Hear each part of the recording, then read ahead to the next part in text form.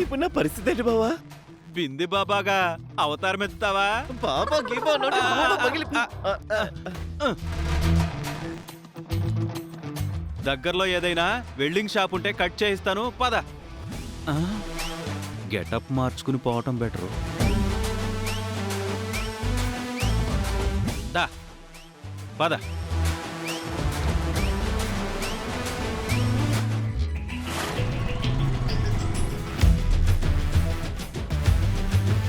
దిగమని బొట్టు పెట్టి చెప్పాలా?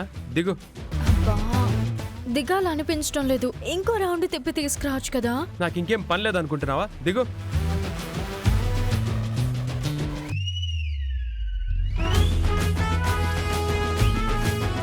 కావాల్సిన చీరల్ని కొనిపెట్టాను.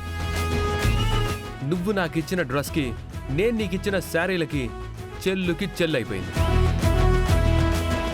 ఇంకా నువ్వు నా కోసం ఏమి తీసుకురావద్దు, నేను నీ కోసం ఏమి తీసుకురాను. అలా అంటే ఎలా బావగారు? ఇలా సింపుల్ గా తెంచుకుంటే తెగిపోతాయా ఏంటి? ఇచ్చిపుచ్చుకోడాలు జరుగుతూ ఉంటాయి. ఒకరికొకరం బాకీ పడడాలు జరుగుతూనే ఉంటాయి. లైఫ్ అంటే ఓ రీసైక్లింగ్ ప్రాసెస్, యునో. సరే, ఇంక బయలుదేరు. థాంక్యూ బావా. అయ్యో, నొప్పి పుట్టిందా బావా? నువ్వు బయలుదేరతావా? నువ్వు నాకు కొన్న చీర అత్తయ్య వాళ్ళకి చూపించిపోతాను. ఏం అవసరం లేదు. మా ఆయన నాకు చీరలు కొని చాలా రోజులైంది కదా, చూపిస్తానుండు. అనవసరమైన గొడవలు వస్తాయి. దయచేసి నువ్వు బయలుదేరు. సరే బావా. దా పద. ఇంకెంత దూరం బావా? దగ్గరకు వచ్చేసాం. వెల్డింగ్ షాప్ దగ్గరికి తీసుకెళ్తున్నావా? ట్యాంక్ బండ్లో తోసేయడానికి తీసుకెళ్తున్నావా? వీడి పీడ విరగడైపోతుందని. ఆ పాపం నాకెందుకు బామ్మర్ది? వచ్చేసాం. వెల్డింగ్ షాప్కేనా? కాదు, మన ఇంటికి. దుర్మార్గుడా, కూడా ఇంటికి ఎందుకు తెచ్చావు?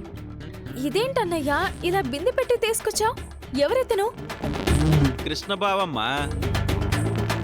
అవునా?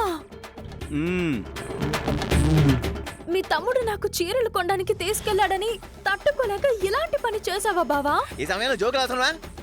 ఏం జరిగిందన్నయ్య? బిందులో తలెందుకు దూరింది? కొన్ని కారణాల వల్ల అలా జరిగింది లేదా? ఏమై పెద్దరాజా, నన్ను వెల్డింగ్ షాప్ దగ్గరికి తీసుకెళ్లకుండా ఇంటికి తీసుకొచ్చావా? ఎందుకంటే అక్కడ పొరపాటును బిందును కట్ చేయబోయి నీ పేకను కట్ చేశారనుకో, అప్పుడు నా తలక చుట్టుకుంటుంది. అందుకే ఇంటికి తీసుకొచ్చాను. ఈ ముక్క నువ్వు అక్కడే చెప్పుంటే నా బాధ నేను పడిండేవని కదా. ఎందుకు ఇంత రాజకీయం చేసావు? రాజకీయాల గురించి నువ్వే మాట్లాడాలి మరి. ఏదో ఒకటి చేసి బిందెని బయటికి తీద్దాం. లోపలికి పదండి. అవును, నా వంతు సాయం నేను చేస్తాను. లోపలికి పదండి. నువ్వు అవసరం లేదు. ఏహే, ఈ సమయంలో పంతాలేంటి? పదండి పదండి. తీసుకురా. అరే అరే శ్రీకర్, వదులురా. అత్తయ్య గారు, అత్తయ్య గారు, అందరూ ఒకసారి బయటికి రండి.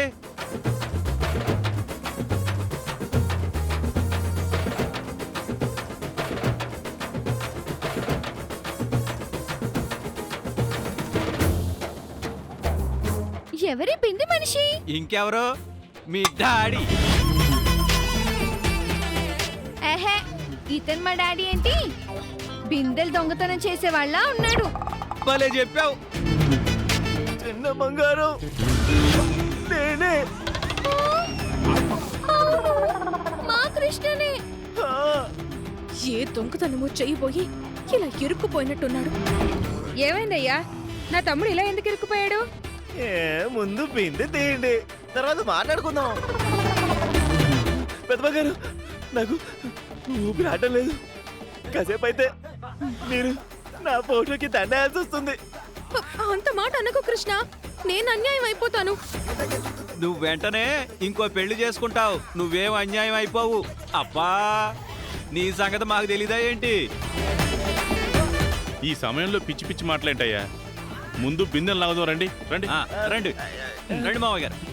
నెమ్మది నెమ్మది. జాగ్రత్త అండి. గట్టిగా లాగండి అన్న.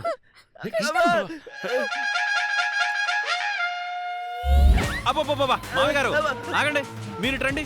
వస్తున్నా. ఏం చేస్తున్నావు చెప్పండి ముందు. ఇప్పుడు పట్టండి. అంతే, పట్టరా పట్టు, లాగరా లాగు. అయ్యో మెల్లగా అండి, వాడి మెడకేం కాకుండా. అబ్బో, ఇలా రాదు గాని పట్టరా పట్టు, లాగరా లాగు.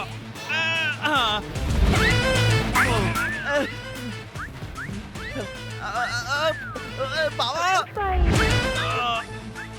అమ్మా.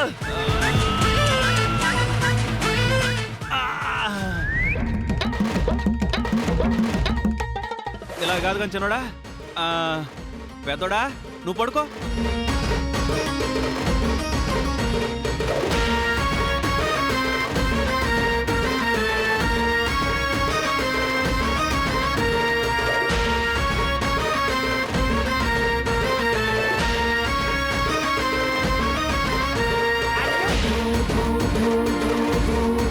ఆగండి, ఆగండి, ఆగండి.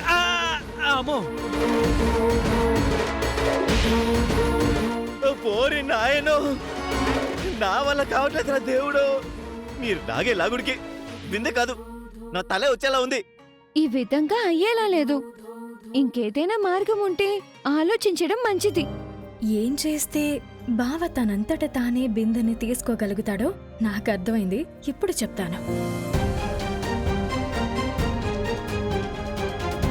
అందరూ ఇలా ప్రేక్షక పాత్ర వహిస్తే ఎలాగండి? తొందరగా ఏదో ఒకటి చెయ్యండి. దీన్ని కట్ చేసే వారిని ఎవరినైనా పిలవండి.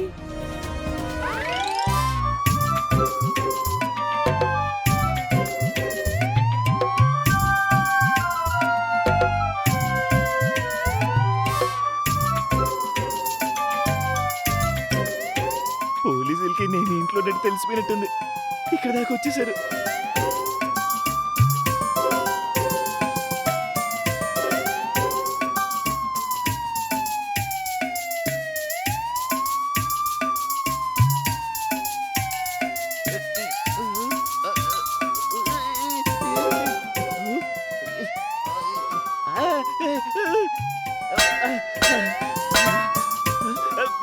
తప్పకరా.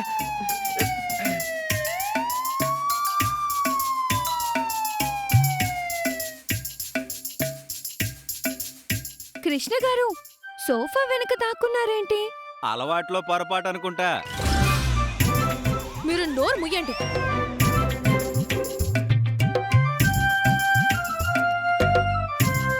బంగారు, దొరికేసాను దొరికేసాను. పోలీసులు వచ్చేసారా?